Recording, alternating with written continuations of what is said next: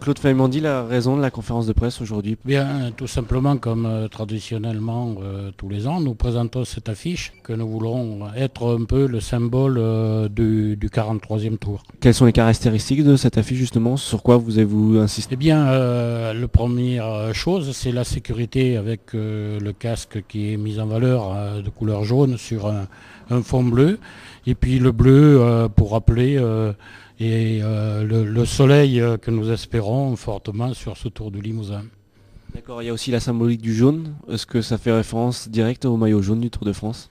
Oui, tout à fait, un petit peu, bien sûr. Le casque est en jaune pour d'abord matérialiser cette couleur du leader d'une course cycliste, celle du Tour de France, mais surtout aussi également celle du maillot de la région Limousin. Il y a une date qui est symbolisée en jaune, qui sort du lot un peu, c'est le 18 août, avec le fameux contre-la-montre. Ça faisait plusieurs éditions qu'il n'y avait pas eu de contre-la-montre pour le Tour du Limousin.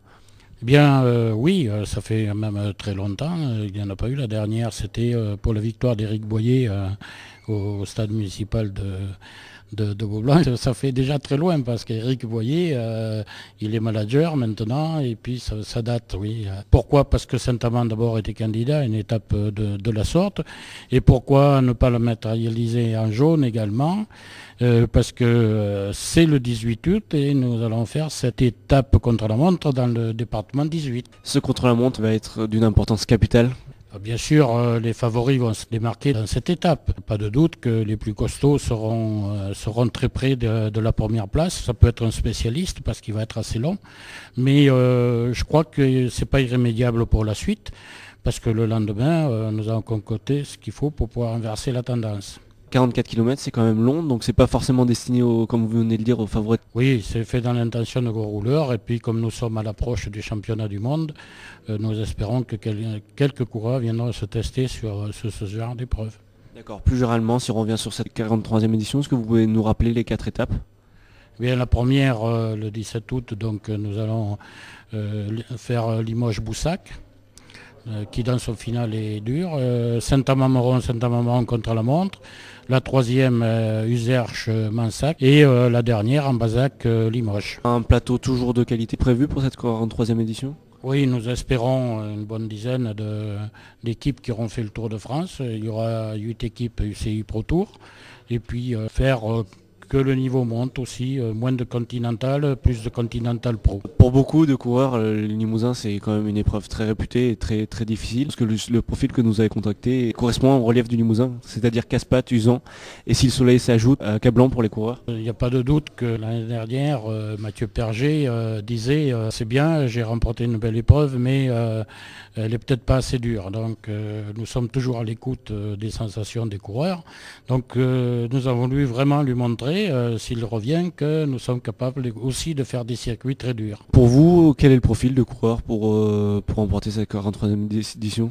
C'est comme d'habitude un coureur très complet. Hein. Il faut être costaud, il faut être bon dans le contre-la-montre, pour ne pas prendre trop de temps, de retard. Et le lendemain, même le dernier jour, il y a de quoi faire des différences. Donc je crois qu'il faut vraiment être costaud pour être sur le Limousin. Moi j'aimerais revenir sur une autre organisation du Tour Limousin Organisation, c'est le contre-la-montre de Vassivière qui s'est déroulé le 1er mai. Avec le recul, quel bilan vous faites de cette première édition? Ça a été une très belle édition au point de vue sportif. Malheureusement, le temps, la météo qui a été dans cette semaine-là à l'approche de cette épreuve n'a pas été clément. On n'a pas pu mesurer l'impact qu'il pouvait y avoir parce qu'on sait très bien qu'à Vassivière, dès qu'il pleut, il fait froid. Cela a peut-être fait que nous n'avions pas trop de public. Mais pour nous, du côté sportif, ça correspond exactement à ce que souhaitait la fédération et c'était le but principal. Vous faites encore partie du calendrier de la Coupe de France Look pour l'an prochain? La réunion a lieu que jeudi où définitivement ce sera calé. Mais effectivement, Bernard Bourreau m'a assuré en partant le soir du 1er mai qu'il y avait de fortes chances qu'elle soit reconduite. Et puis je crois qu'effectivement elle est reconduite. L'idée d'organiser cette épreuve, c'est de montrer votre savoir-faire sur une épreuve de Coupe de France ou peut-être viser plus haut pour les prochaines années? Alors le vrai but, c'est de créer une autre épreuve en Limousin de haut niveau, parce qu'on en a perdu pas mal sur le territoire, d'apporter un plus où les gens peuvent voir ce qu'est vraiment un contre-la-montre, parce que c'est du très très haut niveau. Et puis c'est très formateur pour les gens qui participent. Donc là va se dégager sûrement des champions de l'avenir. Donc pour nous, c'est quelque chose de très motivant. Vous pensez à créer justement d'autres types de courses, format élite nationale ou Coupe de France des clubs?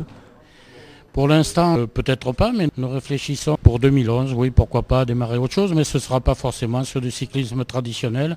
Nous pensons à une épreuve de VTT. On revient sur le Tour du Limousin, vous êtes optimiste pour cette 43e édition? Ah oui, tout à fait. Je crois que le plateau sera conséquent, de qualité. Je crois que les étapes sont bien construites, bien bâties.